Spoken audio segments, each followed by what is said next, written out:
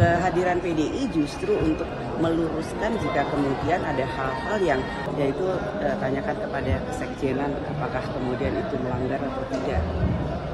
Tapi secara substansial pembahasan revisi TNI-nya dari DPR konselnya seperti apa sih Mbak? Kan tadi sudah ada konferensi pers bahwa ada 3 pasal yang sebenarnya sudah dibahas, sudah mendapatkan masukan dari seluruh elemen masyarakat dan tidak ada pelanggaran. Sudah tidak ada hal yang kemudian itu melanggar hal-hal yang dicurigai akan kemudian membuat hal-hal yang kedepannya itu tercederai. Kekhawatiran soal fungsi APBD itu Kan sudah tadi disampaikan oleh Ketua Panja dan pimpinan DPR yang lain bahwa itu tidak, dan silakan dilihat nanti tadi sudah disebarkan juga hasil dari Panjanya.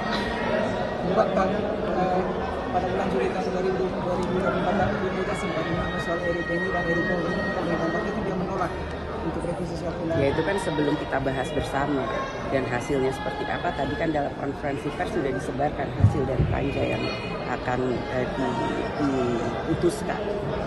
Jadi silakan dilihat hasil Panja. Tadi kan teman-teman juga sudah mendapatkan hasil dari Panja yang akan kita putuskan bersama. Kehadiran PDI justru untuk meluruskan jika kemudian ada hal-hal yang kemudian tidak sesuai dengan apa yang kemudian kami anggap itu tidak sesuai. Mbak Puan, ini mencuat lagi isu reshuffle kabinet Pak Prabowo dari PDIP, memandangnya seperti apa sih Mbak peluang PDIP untuk bisa gabung di kabinet Mbak? Itu hak prerogatif Presiden, bahwa bagaimana posisi PDI Perjuangan kita lihat nanti. Kalau sejauh ini dari PDIP sendiri melihat revisi undang-undang TNI termasuk perluasan jabatan sipil ini mendukung atau Kan sudah jelas bahwa hanya ada 15 jabatan yang kemudian diperbolehkan TNI untuk masuk dalam jabatan tersebut. Namun kalau kemudian bukan dalam 15 jabatan tersebut, TNI aktif harus mundur. Itu dalam revisi RUU TNI itu sudah jelas dan clear.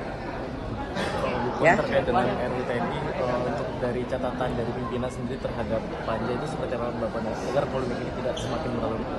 Ya, dalam kepenjelasan konferensi pers yang tadi kan harusnya sudah jelas, bahkan kemudian sudah diberikan revisi 3 pasal yang kemudian menyatakan apa saja yang direvisi dan itu tidak merubah hal-hal yang kemudian dicurigai. Nah, itu nanti dalam keputusannya kita bisa lihat bersama, dan kita itu sudah mendapatkan masukan dari seluruh elemen, sudah dipanggil pihak-pihak yang kemudian harus mendapatkan masukannya dan lain-lain sebagainya. Ya.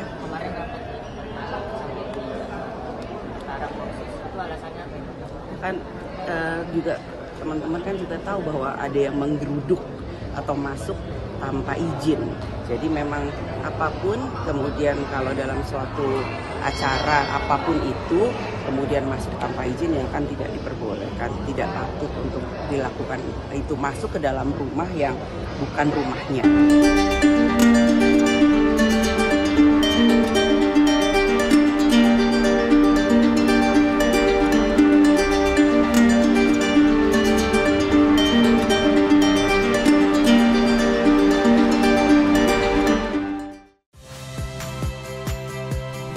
Saya Aldin Fridianto. Saksikan terus program-program Kompas TV melalui siaran digital, pay TV, dan media streaming lain. Kompas TV, independen, terpercaya.